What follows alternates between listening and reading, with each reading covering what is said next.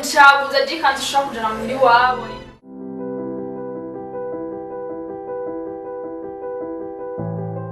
Nina. Muvane turi muri mariage.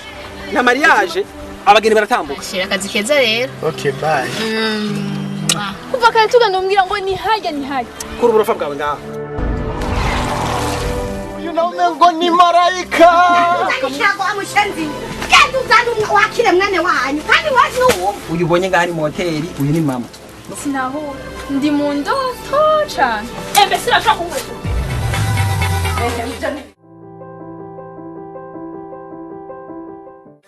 Ama eskali, arati ni charitu.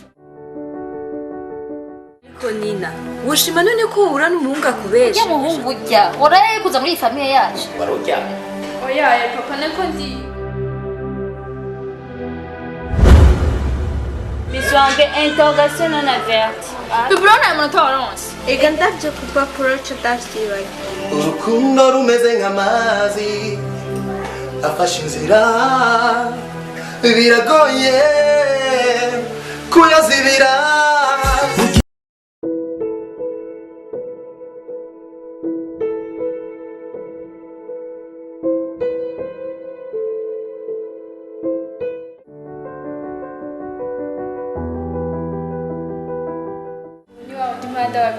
Bisanzwe je mura ama business.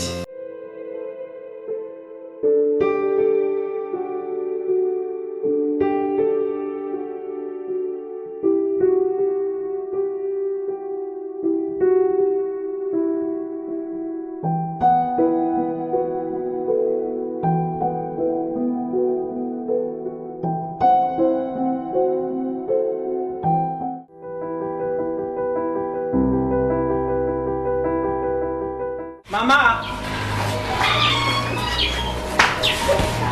Mama. Oui. Mama turatevye.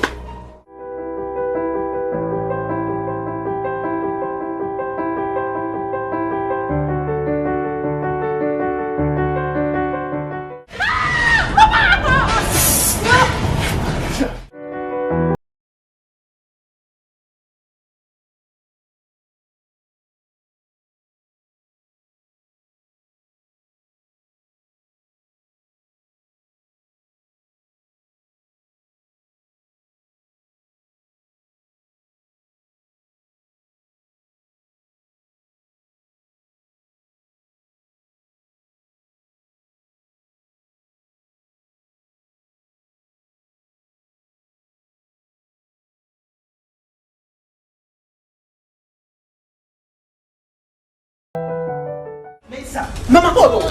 Non. Qu'est-ce que tu fais? Melissa, ushaka iki? Kubujya amahoro ushanda korera iki? No, Rixe umviriza. Ntandi majambo mfise y'urukundo nshobora kukubwira sumba maze kukubarira. Nabwiye kuva kera ko ndakunda muga waranse kunyumva. Ndagusaba indekwe kwanza. Rixe mbwira ushaka iki? Nokora iki kugira ngo ndaguhe kugira ngo unkunde. Ushaka ndagura umudugu usumba ujye ugenderamo. Cyangwa ushaka nkubakira indi sumbiye mumbwira, please. Rixe ndagukunda. Mbarira ushaka iki? Woshaka ndakorera iki? Shaka kumbwire kunkunda. Ko ndagukunda gusa ndishaka. Ijambo ndagukunda gusa. Ucumpa umuduga, ucumpa inzu nziza iruti tubamwo, n'amafaranga. Sivyo gusa. Icyo ushaka ndaguha. Please mbarira. Mbwira Rixe. Don't worry. Mbwira. Ubwiza ndakwarira. Okay, je t'aime. Genda rero nzanira ivyo bintu wambwiye ko ushaka kumpa. No, umva. Wambwiye ko nina kubara ko ndagukunda icumpa ivyo. Genda bimwe, ndagukunda. Hama.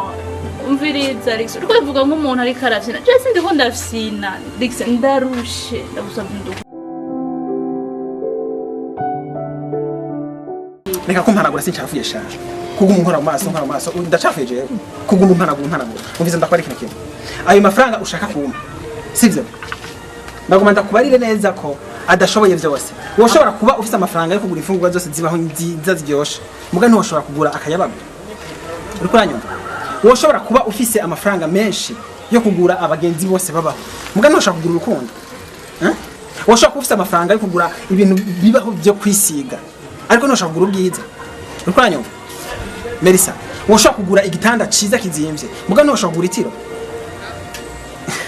Ngushaka kuma amafaranga ndagukunda.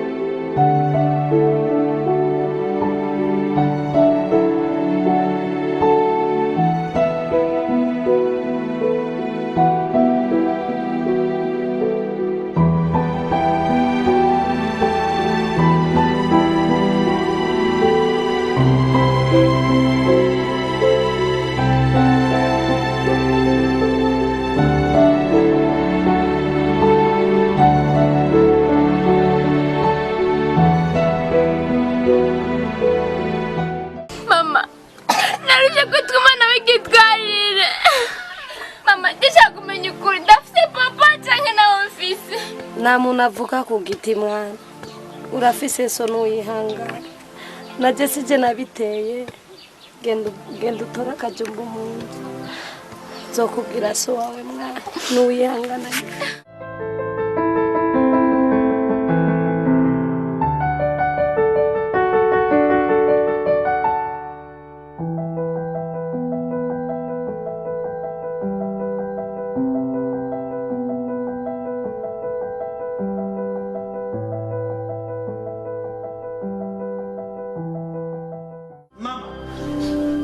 nako nturi mama uri umurezi wanje kuko iyo uri mama mba mfise na papa mama kuva isi yaremwa sindabona umuntu avyara atagira umugabo atari Bikira Mariya wenyene none wowe baye Bikira Mariya Ritse niba waborewe umuti w'imboregwa ni gitanda genda mu gitanda ujyame mama je ntanzoga aranyoye chambre yawe iruguruye umviriza tetwa sishaka kumbwira ivyaso sishaka kuntera intimba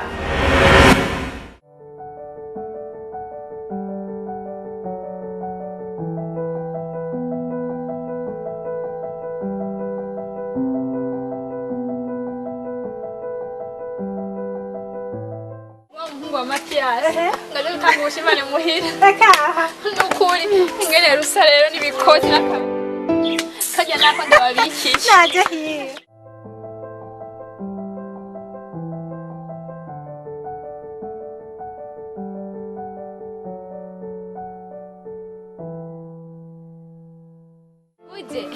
nahuje muziri busana ukuri amazi yakamye aje ankamiye Yo bavuze ko abana bitwariye mutera umukoshi. Ubu waje ngakwibombo amazi asharakama. aya nantabizi ko amazinga kwinata Ivyo ntavyambwira. Tugana jewe ampeza akati ko kuduga hariya kuvoma yandi mazi nkera hari. mureke mugasabe gitana bizi Ndaya musuka ko hama tugana tujanye nawe tugana kuyavoma. oya mureke Mbe urazi ikintu kimwe. Umuryango w'umwe agatusha umuryango. Ubu twese tugiye kwitwana yitwariye kubera irishano ry'umukobwa. oya mureke Nyoka Bikira Mariya byatagira umugabo. Tutarupa se gwabuze tugende tujyanye kuyarondera. Turaduhereza akazi. kwa tuvuga ibyo byiza kandi bazi ko binezereza Cyangwa tugende niba tugenda cyangwa ugume ngaho. Riragosha amaraso ahubwo ntabyuzi.